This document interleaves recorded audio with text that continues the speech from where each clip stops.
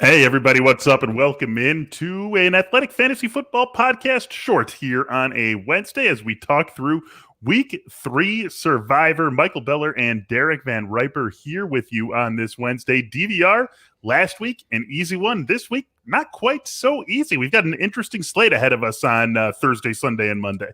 Yeah, I feel like this is a week where we're going to say goodbye to a decent share of people in survivor pools. I think having 3 double-digit favorites last week, as we talked about, made it really easy to have a lot of confidence going into the week. And I think some of the bigger favorites this week actually have some unanswered questions about them that make this week a lot of fun in a challenging sort of way. Yeah, we really haven't had that week yet. You go back to week 1, and there was a fair percentage in most survivor pools of people on the Jaguars or the Texans. And last week, no one really lost because of those big 3 favorites. So even that week 1 with the Jaguars, it's not like there was a carnage across the survivor world. And this week feels like it could be that first week where we get it. We are tracking our survivor picks, of course, here on every Wednesday show of the Athletic Fantasy Football Podcast. So DVR, we have survived into week 3. You had the Packers last week. I had the Buccaneers. They both moved on and for us and did so comfortably. This week, not quite as easy. By far, the most popular selection on the board right now is the Denver Broncos. They are 10.5-point favorites at home against the Jets. The next 3 teams, DVR, all road teams and all comfortable favorites. We got the Cardinals in Jacksonville, the Panthers. This is Thursday night, going to Houston to take on the Texans, the Ravens in Detroit taking on the Lions, and then finally the Bills at home against Washington. Those are the 5 most popular plays. Don't really see that changing in any significant way. How do you look at those 5 teams when you do take a look at them and consider them in the survivor context? Well, I wonder how good the Broncos are. Like, I think they're the biggest favorite on the board, and that probably doesn't change between now and start of the week, of course, right? I don't know if the Broncos are just an average team that have caught a couple good matchups to begin the season, or if they're actually a team that can maybe be one of the last teams into the postseason and possibly win a game. I think it's the former and not the latter. And just that vibe about a team, especially in September, is one that I don't necessarily want to put all the survivor eggs into this early. So I just think the gap between those 2 teams is a little smaller than people want to believe, or at least smaller than that line would lead you to believe. So it's kind of like, of the other teams, who's the weakest team in the league right now, and can I pick on them? Yep. And I think you have the Jets are a candidate for sure, even if the Broncos aren't as good as they appear to be at 2-0. The Jets are a candidate for worst team in the league. The Jags are a candidate for worst team in the league. I think they're my pick right now as the worst team. The Texans aren't that team. We thought they would be, but they haven't been so far. So, Panthers over Texans, I understand why people are doing it. Not sure I'm locked into that either. Yep. Same. I think it's just me trying to hone in on who the most hopeless team in the NFL is right now. And it's weird to say the Jags are hopeless because they have their franchise quarterback. Eventually, Trevor Lawrence is going to be a great player in this league. That being said, I still think that's a bad team. He could be a great player on a horrible team all season. That can happen. That's the team I want to pick on the most. So, you start thinking about who you actually trust. It's really, I just trust the Jags to be bad. And I think the Cardinals, we still have some questions to answer about them. Having them go on the road, play the early kickoff, I get that. Those are some concerns. But how is this Jacksonville defense going to slow down this offense? How are they going to keep Kyler Murray and company from anything less than 30 on the board, right? And then how are the Jags possibly going to put up 30 points to keep pace? Like, I can't rectify all that in my mind. So I think for me, it's sort of just the battle of attrition leading me to pick on the Jags and having enough confidence in the Cardinals to say, yeah, they can go on the road, they can deal with the early kick, and they can get it done. I know that you have had like 7 podcasts that you've already done today before you jumped on here with me, and that you were in the baseball world as well. So you might have missed this. Did you see Urban Meyer's great quote that came out today about the NFL? He had another one? Yeah, he said every week is like preparing for Alabama. Every week is Alabama week in the NFL. And it's like, yeesh. Yeah, Urban. That's right.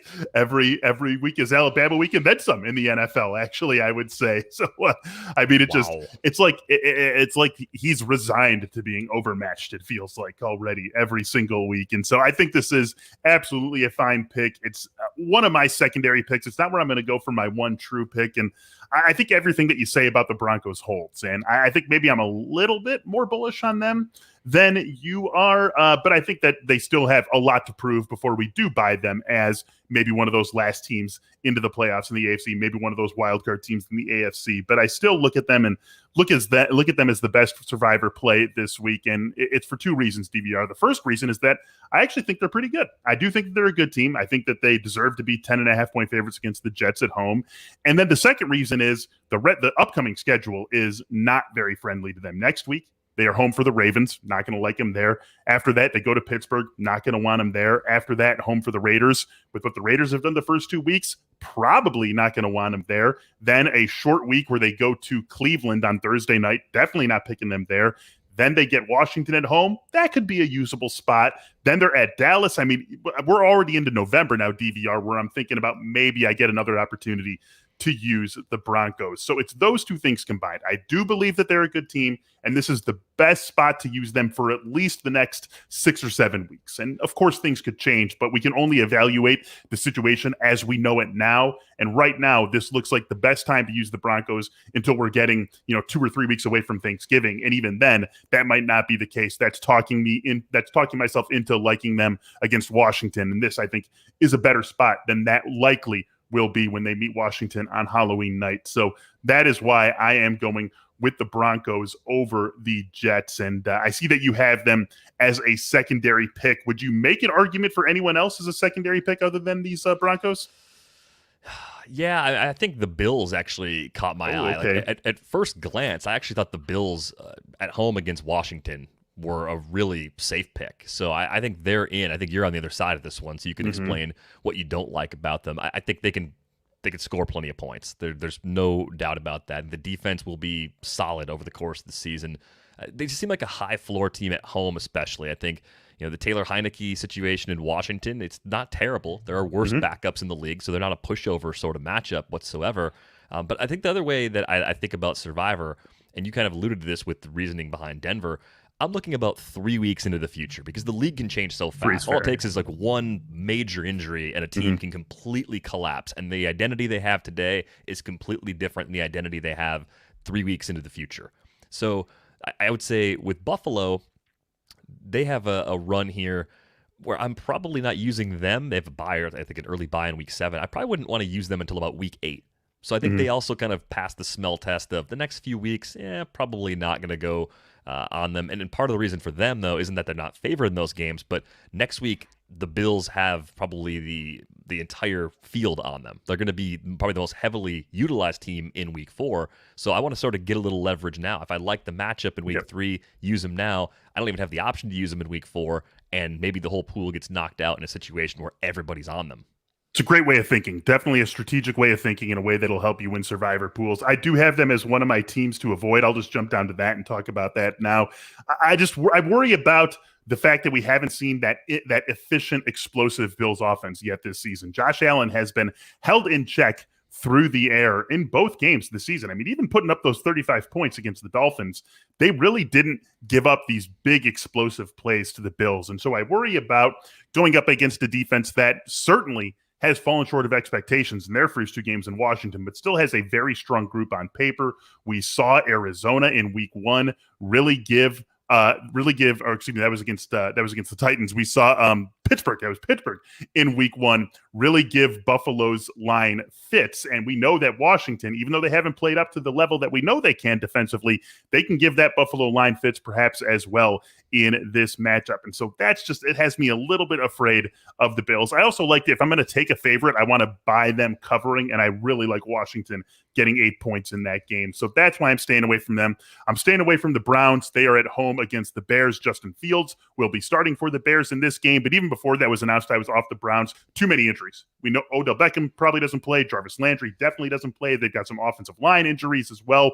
I'm just not going to back a team that is good, that I know I'm going to have opportunities to use down the line when they have all the injuries that the Browns are dealing with. And then the Steelers.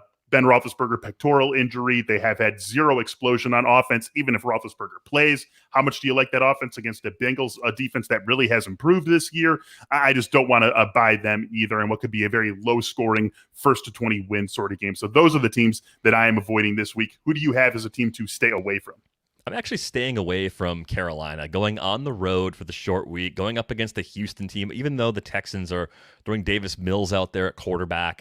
I don't know if we're all properly accounting for Houston's defense, maybe just not being garbage. And I think with Carolina, Sam Darnold's played well in the first 2 weeks. We obviously like them from a fantasy perspective a lot because of what they've been able to deliver over the last few seasons. And I think sometimes that makes us too high on who they really are as a team. Like we mistake the quality fantasy options they have for being an above average sort of team. And they're very kind of middle of the road. It's always a tough setup going on the road to play in that Thursday night game.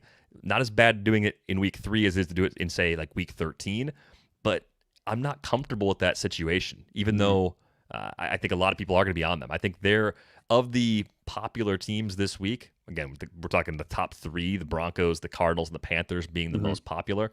I think the Panthers are the one that bring the most kind of hidden risk because Houston is not as incompetent as we thought they'd be, especially on defense.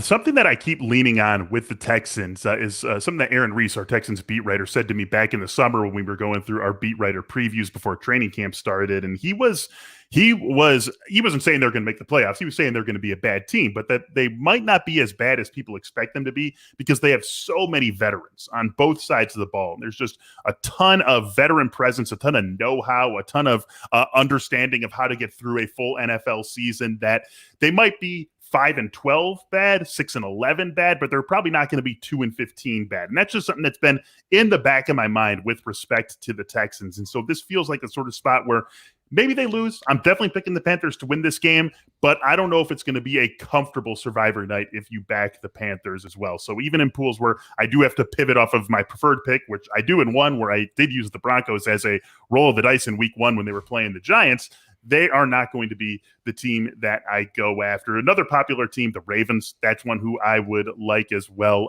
if I had to pivot off of them. And we'll save some of the other pivots for the last segment when we start to get just a little bit, not too much, but just a little bit crazy. Football season obviously is back, and we talk about our fantasy football teams quite a bit on this fantasy football podcast. We're always focused on what our rosters look like, and that always makes you think that don't want to forget about that full roster of body parts either. Manscaped is here for you. You can join the 2 million men and get ready with Manscaped and get 20% off and free shipping when you go to manscaped.com/theathletic. Right now, they've got the Performance Package 4.0. It includes the Lawnmower 4.0. 4th generation trimmer, features a cutting-edge ceramic blade to reduce grooming accidents. It's got a 7,000 RPM motor, which is powerful, but also it's got that ceramic blade to reduce the grooming accident. It's got an LED spotlight. It's waterproof, so very, very safe and a top-of-the-line tool for the modern man. It also comes with the Weed Whacker ear and nose hair trimmer, trademark Crop Preserver and Crop Reviver, and 2 free gifts: the Performance Boxer Briefs and the Shed Travel Bag. Again, right now you can get 20% off and free shipping when you go to manscaped.com/theathletic. That's 20% off and free shipping when you go to manscaped.com/theathletic.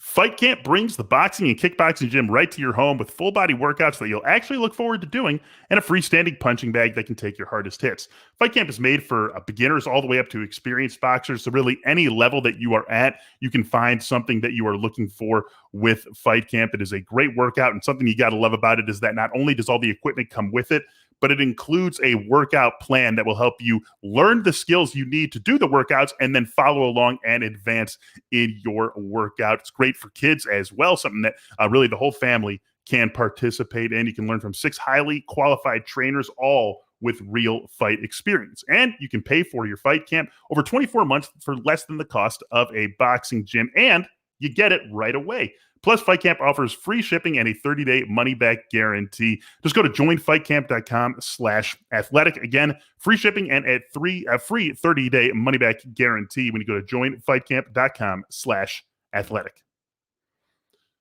All right, DVR, let's get a little bit crazy. Let's finish that off. If you were going to go totally off the board here and try to gain some advantage, gain some of that leverage, gain some pot odds, Who are you looking at for your play this week? Yeah, I think it'd probably be the Raiders. We're seeing some interest in them. I think they're at like 5% usage in Yahoo, at least as of this time on Wednesday. I don't know if it's that far out there because at 5% usage, it's not like you're talking about a team that nobody is on, but they're not popular. And I think the gap between these two teams is probably smaller than the line in public perception, but the Raiders look legit. They're home. It's the Miami team that's reeling. They're going with Jacoby Brissett because Tua Tagovailoa has fractured ribs. So a lot of things are kind of falling into place for the Raiders. They've been tested a little bit here early on this season as well. So they stuck out to me as a team that wasn't in that core group for people that I thought was a pretty solid bet to come out with the win this week. And then I started to wonder, to get really deep in there, what about the Giants hosting the Falcons? The Falcons is one of those teams that are a candidate for worst team in the league, or at least they are. Bottom 4, bottom 5 sort of status. I think they definitely are. And that Giants offense really got going. I was very impressed with what they did against Washington last week, putting up 29 points, left some points on the board when they had to settle for field goals. Daniel Jones made a handful of huge plays, and not just with his legs. We've come to expect him to be a guy who can be dangerous when he runs, but he made some big throws. And, we love to see teams go for it on fourth down. I don't think that the Giants settled for field goals in the way where they were like turtling and settling for them. And Daniel Jones made big plays to set up, I want to say, each of the last 2 field goals that Graham Gano ended up kicking. Those were ones where they were out of field goal range, and Daniel Jones made something happen, got him into like 4th and 3, 4th and 4 situations that set them up for those field goals. A few really big plays, a few really big throws, and maybe that offense is starting to round into something bordering on good. And if that is the case, then I do think that they can be one of those off-the-board sort of picks this week. For me, I look at a couple of teams that have established brands but not quite established teams this year. I like the Patriots. I like the Cowboys. I look at that Saints offense, and I think that they're going to have a lot of trouble against the Patriots this week. I think that this is one that is going to be low scoring. This is one that I called out on Best on the Board earlier this week when we were looking ahead to our early week 3 lines, and I called it out as what was sitting at 43.5. Go under it. That one has already dropped 2 full points to 41.5. And I just think that any sort of slow-paced, low-scoring game is going to favor the Patriots. And then I also like the Cowboys. I mean, they are this close, DVR, to being 2-0 with wins over the Bucs and the Chargers, and a road win over the Chargers at that. And I still think that they're not quite getting the full credit they deserve for being what I think is really a good team because of how strong that offense is. All they need is league average performance out of the defense. Dak Prescott and company will take care of the rest. 4-point favorites at home against Philly on Monday night. I like that play as well. So that is one that I am looking at if I were to go off the board, if I was going away from the Broncos, if I was going away from the Ravens, if I was going away from the Cardinals, if I've already used some of those, then I'm probably thinking about the Cowboys going to Monday Night Football. Think they can take care of business against the Eagles. Either of those ones that you want to give pushback on, or am I just a genius? Patriots Saints is a game. I don't know what to expect from that game. That one, from a spread pick standpoint, from a digging deep survivor standpoint, that's a shrug emoji for me. Like I just want to sit back and watch that and learn more about those two teams. I'll buy your overall assessment of the Cowboys. I think we're going to see them sort of rise into the power rankings and kind of settle in as a 8 to 12 range team, depending on who's making the list. But certainly a dangerous team that should make the playoffs this year. Probably should win that division too, given their firepower on offense. I think you're right. If they're average defensively, they're pretty good when it's all said and done this year. The showing they had opening night against Tampa Bay, I know the Bucs had some turnovers in that game that kept that game probably a little closer than it should have been. That's a factor, but they didn't embarrass themselves in a really difficult spot. And I think that's sort of a hallmark of Mike McCarthy teams that I've become all too familiar with. So I'm actually pretty optimistic about the Cowboys right now, too, based on what we've seen through these first 2 weeks. Even though those fluky turnovers also kept Dallas maybe a little artificially in the game in a way that their play didn't exactly register. Number one, they took advantage. And number two, that offense looked really good against what we know is a strong Tampa Bay defense. So we know we can buy that Cowboys offense. It's one that, as I get into the second tier of survivor picks for week 3, I can buy taking care of business against the Eagles. Thanks so much for joining us on this episode of the Athletic Fantasy Football Podcast as we comb our way through survivor plays for week 3. And good news, we've extended our 50% off deal here at The Athletic. Go to theathletic.com/fantasyfootballpod. You can get yourself 50% off your first year subscription at The Athletic. For Derek Van Riper, I'm Michael Beller. Good luck with all your survivor pools. The Athletic Fantasy Football Podcast returns on Thursday as me, Jake Seeley, and Brandon Funston help you get your lineups right with Week 3 rankings. We'll talk to you then.